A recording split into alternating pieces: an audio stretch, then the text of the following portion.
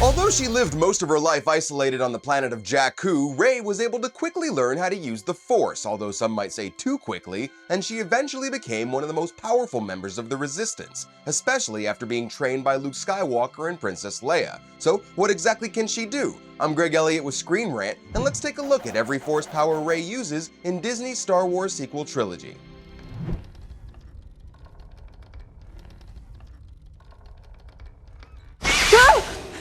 One of the first abilities Rey unlocked was Force Vision, the ability to see into the past and future that some but not all Jedi possess. For example, Anakin had nightmare visions that showed his mother's and Padme's deaths in the prequel trilogy, Luke had a vision of Obi-Wan while on Hoth and another of his friends in danger in The Empire Strikes Back, and Rey experienced hers when she touched Luke's lightsaber while exploring Maz Kanata's castle.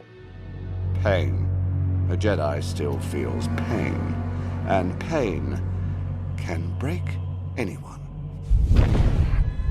Most Force-sensitive users are able to sense and interpret other people's surface-level thoughts, and many dark side users like Maul or Vader use this ability to probe people's minds without their consent. After he captured Rey in The Force Awakens, Kylo tried to do so to get the information he wanted out of her, but surprisingly, due to the at the time unknown nature of their Force dyad, Rey figured out how to not only block his attempts, but turn it around and get inside his head.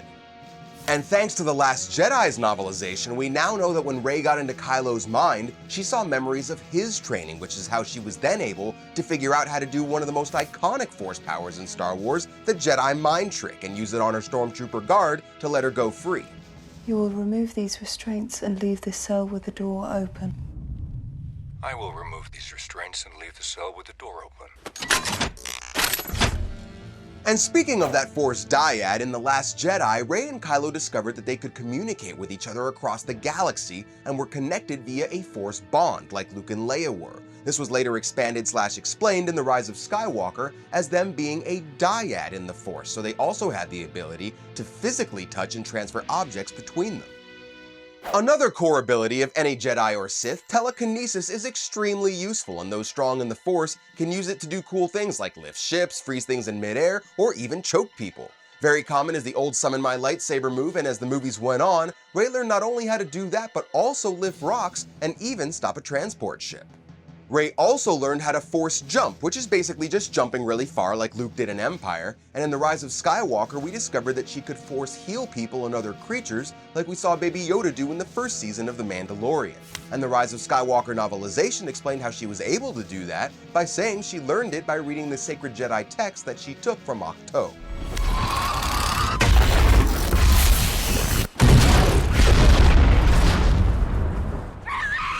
And the big reveal in The Rise of Skywalker is that Rey was able to use Force Lightning, a dark side power forbidden by the Jedi Order and mainly used in the past by Emperor Palpatine in Return of the Jedi and Revenge of the Sith.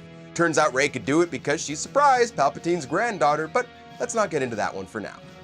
So, Force visions, mind probes and Jedi mind tricks, telekinesis, Force bonds, Force jumps, Force healing, and lightning fingers are all the powers that Rey was able to accumulate and develop in a relatively short time, and while you may have certain feelings about how quickly that all happened, in the end, Rey is a very powerful Force user no matter how you look at it. So, keep coming back to Screen Rant to stay in the loop on all things Star Wars. I'm Greg Elliott, thanks for watching, and we'll see you next time.